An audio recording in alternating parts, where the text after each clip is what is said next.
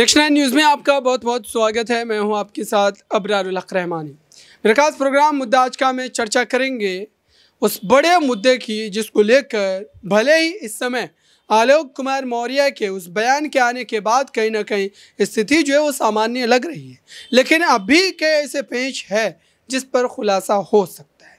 और सबसे बड़ा सवाल तो यह है दर्शकों कि आलोक कुमार मौर्य ने अचानक इस पूरे मामले पर यू टर्न क्यों लिया, क्यों उन्होंने जो है अपने तमाम आरोपों को, जिन आरोपों को वो लगातार कई महीनों से लगा रहे थे, रो रो कर वो अपना हाल बता रहे थे, अचानक ऐसा क्या हुआ कि उन्होंने अपनी तमाम बातों से पलटी मार ली और उन तमाम आरोपों को वापस ले लिया।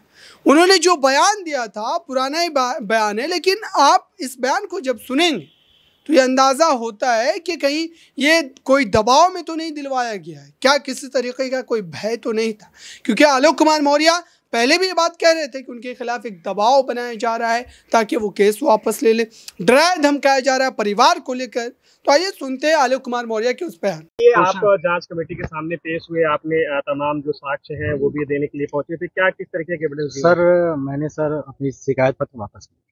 शिकायत पत्र वापस लिए, क्या वजह है इसके पीछे की? सर कोई वजह नहीं है सर, मैंने अपनी शिकायत पत्र वापस। कोई धमकी उनकी मिल रही थी क्या? नहीं सर, जो इतना बड़े एलिगेशन आपने लगाए थे उनके ऊपर भ्रष्टाचार का, क्या कोई समझौते को लेकर? नहीं सर, समझौता नहीं है सर, मैंने सर अपनी शिकायत पत्र शिकायत पत्र वापस लेने की वजह क्या है? ज्योति से कोई बातचीत हुई है आपकी? नहीं, क्या कोई समझौता हो रहा है? क्या समझौता हो रहा है? नहीं सर। नहीं, इधर देख के बताइए, क्या किसी शिकायत पत्र वापस आपने क्यों लिया? क्योंकि शिकायत आपने की थी, खुद ही भ्रष्टाचार का आपने आरोप लगाया था उनके ऊपर। सर मैंने लगाया था सर, मैंने बस शिकायत वापस ले लिया और सर कमेटी को मैंने बता दिया। आगे की कार्रवाई नहीं? लग रहा है कि आपके ऊपर कोई दबाव है? नहीं सर। क्या वो पीसीएस अधिकारी है, इस वजह से लग रहा हो कहीं उनकी लॉबी जो है वो आपके ऊपर दबाव डाल रही हो? नहीं। तो ये बताइए, अपनी शिकायत पत्र वापस लिया है या अपनी जो शिकायत थी उससे मैंने अपनी शिकायत नहीं, गलत थी आपकी शिकायत जो थी? नहीं शिकायत सर मैंने जो था मैंने वापस सबूत नहीं क्या आपके पास? आपने कहा नहीं, क्या लग रहा है कि शिकायत जो थी? क्या ये पारिवारिक न्यायालय में जो मामला है, तलाक पर आरोप लगा रहे हैं, तो सबूत नहीं बड़े एलिगेशन आपने लगाए और अब? नहीं सर, मैंने सर दे दिया सर को लिख के, मैंने शिकायत अपनी वापस। जांच कमेटी ने क्या कुछ कहा है? जांच कमेटी ने क्या कुछ कहा है? तो आपने सुना दर्शकों, लगातार जिस ढंग से हम इस पूरे मामले पर चर्चा कर रहे थे, अब ऐसे में क्या मनीष दुबे वाला जो एंगल है उस पर क्या फैसला हो सकता है, उसका क्या होगा, क्योंकि सबसे बड़ा रोड़ा इस पूरे मामले में यही था। मेरे साथ पांच मौजूद है इस पूरे मामले पर बात करने के लिए। मनीष दुबे को लेकर जो लगातार हम बातें कर रहे थे कि मनीष दुबे और आलोक कुमार मौर्य जो है एक दूसरे के बिल्कुल खिलाफ नजर आ रहे थे और ऐसा लग रहा था कि पूरा केस लंबा चलेगा, इस पर फैसला आएगा, क्योंकि कोर्ट में भी कई सुनवाई हो चुकी थी। आपको क्या लगता है कि भले ही आलोक कुमार मौर्य और ज्योति मौर्य के बीच जो स्थिति वो सामान्य हो चुकी है, लेकिन क्या मनीष दुबे पर कार्रवाई नहीं होनी चाहिए? देखिए, जिस तरह से यहाँ पर जो फैसले अपने फैसलों से कहीं ना कहीं पलटते हुए नजर आए हैं आलोक कुमार मौर्य, तो आलोक कुमार मौर्य को लेकर जैसा कि आपने कहा कि कुछ ऐसी अटकलें लग रही हैं, कयास लग रहे हैं, क्या उन्हें डराया गया है, धमकाया गया है? क्योंकि अक्सर हमने देखा है, राजनीतिक लिहाज से देखा जाए तो ऐसी तमाम चीजें सामने आती हैं। एसडीएम है ज्योति मौर्य, एक बड़े पद पर हैं और एक सफाई कर्मी है आलोक मौर्य, और ऐसे में देखा जाए जाहिर है कि कहीं ना कहीं एक डर शायद वाकई में बना हो उनके मन में, क्योंकि ना सिर्फ आलोक मौर्य बल्कि उनके पूरे ही परिवार के खिलाफ दहेज उत्पीड़न का मामला दर्ज कराया गया, तलाक की अर्जी दाखिल की गई ज्योति मौर्य की तरफ से। ना सिर्फ ज्योति मौर्य बल्कि उनकी जो जेठानी है शुभ्रा मौर्य, उनकी तरफ से भी उन्होंने भी अपने पति पर और ससुराल वालों पर यही गंभीर आरोप लगाए। तो कहीं ना कहीं आलोक मौर्य के परिवार को एक डर तो जरूर सताया होगा। दहेज उत्पीड़न के मामले से आप बखूबी वाकिफ हैं कि आखिरकार किस तरीके से यहाँ पर सजा भी भुगतनी पड़ सकती है ससुराल वालों को। तो कहीं ना कहीं यहाँ पर देखा जाए एक डर और शायद यूं कहा जाए एक सस्पेंस कहीं ना कहीं बरकरार रख लिया है आलोक मौर्य ने। अब आखिरकार इसके पीछे की बड़ी वजह क्या रही है? अचानक से यहाँ पर अपनी शिकायत को वापस ले लेना, ये बेहद बड़ा अहम सवाल उठ रहा है, क्योंकि अभी तक आलोक मौर्य ने जिस तरीके से अपने पत्र दस्तावेज जिस तरीके से उन्होंने जमा किए थे जांच एजेंसी के सामने और अचानक से वह वापस ले लेते हैं, तो सवाल तो उठना लाजमी बनता है, क्योंकि वह डंके की चोट पर बात कह रहे थे, भ्रष्टाचार में वह लिप्त हैं। दूसरी ही तरफ कोचिंग सेंटर्स जा जाके कह रहे थे कि मैंने अपनी बीवी को कितना पढ़ाया लिखाया और एसडीएम बन गई, पीसीएस बन गई, और आज देखा जाए तो वह उन्हें धोखा दे रही हैं। और ऐसे में वह कहते हैं और अदालत में भी साफ तौर पर कहते हैं कि मनीष दुबे पर सख्त से सख्त कार्रवाई कार्रवाई होनी चाहिए, ज्योति मौर्य के साथ समझौता करने के लिए तैयार है।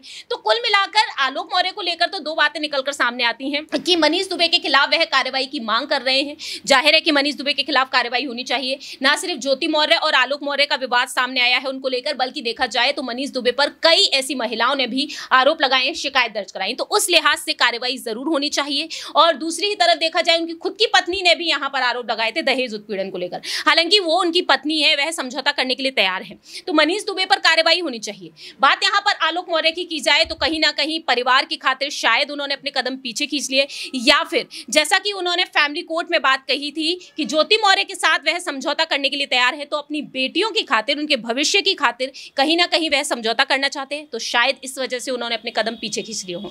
अगर हम इस बात को समझे कि मनीष दुबे की जो ज़ाती ज़िंदगी है, शादीशुदा है, तो क्या अब ऐसे में ये नहीं माना जाना चाहिए कि उनके भी जीवन पर कोई ना कोई बुरा असर पड़ा होगा? क्योंकि लगातार ये मामला जितना ज़्यादा चर्चाओं में रहा, जाहिर सी बात है कि इसका कहीं ना कहीं उनके जीवन पर असर पड़ना बिल्कुल लाजमी है। तो क्या अब ऐसे में जो तमाम आरोप लगाए गए थे, क्योंकि 2-3 FIR की गई थी, शुभ्रा मौर्य का भी FIR है, तो क्या शुभ्रा मौर्य वाले FIR को भी ख़त्म कर दिया जाएगा, क्योंकि वो एक अलग FIR है? तो ऐसे में उसको लेकर के आपकी क्या राय होगी?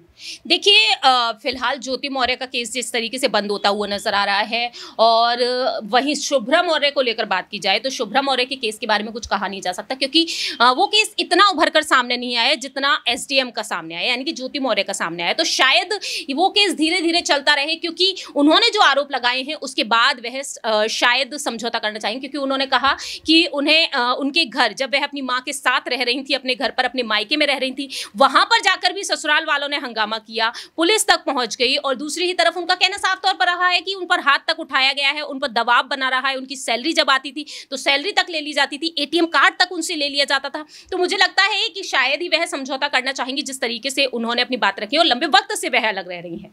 तो अब यहाँ तो इन सब बातों पर जिस तरीके से हम चर्चा कर रहे हैं और लगातार आप दर्शकों को ये बताने का प्रयास कर रहे हैं कि दरअसल ये मामला जितना ज़्यादा हाई प्रोफाइल था और जितनी आसानी से निपट गया, जाहिर सी बात है कि कई बड़े सवाल खड़े होते हैं। फिलहाल इस खास रिपोर्ट में बस इतना ही। जुड़े रहिए बड़ी खबरों के लिए नेक्स्ट 9 न्यूज़ के साथ।